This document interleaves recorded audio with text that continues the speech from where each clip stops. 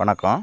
அதாவது குழந்தைகள வளர்க்குற முறைய பற்றி பேசிகிட்டு இருக்கோம் தாய்மார்கள். அவங்க இப்படி தூக்கிட்டு போங்கன்னு போன வீடியோவில் சொல்லியிருந்தோம்.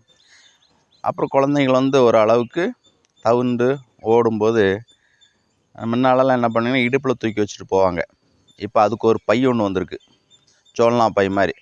அதுக்குள்ளே தூக்கி ஒரு கட்டு கட்டி இடுப்பில் ஒரு பெல்ட்டை போட்டு சைடில் இப்படி அள்ளையில் தூக்கி வச்சுக்குவாங்க.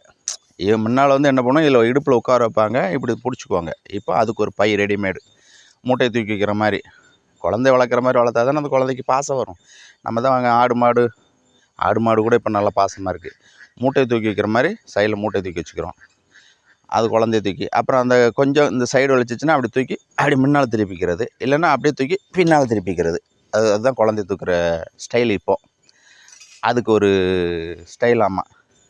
அதே போல் வாக்கிங் போகிறதுக்கு தள்ளுவண்டி, நோயாளிகளை வச்சு ஆஸ்பத்திரி தள்ளிட்டு போவாங்களா, அது மாதிரி கிடுக்கிட்டுன்னு தள்ளிட்டு போவாங்க. அம்மா அப்படியே வேடிக்கை பார்த்துட்டே போவாங்க. இதுதான் குழந்தை வளர்க்குற முறை. இன்றைக்கி படித்தவங்க ஏன்னா ரொம்ப புத்திசாலிகள். நம்ம சொன்னால் அவங்களுக்கு ரொம்ப வருத்தமாக இருக்கும்.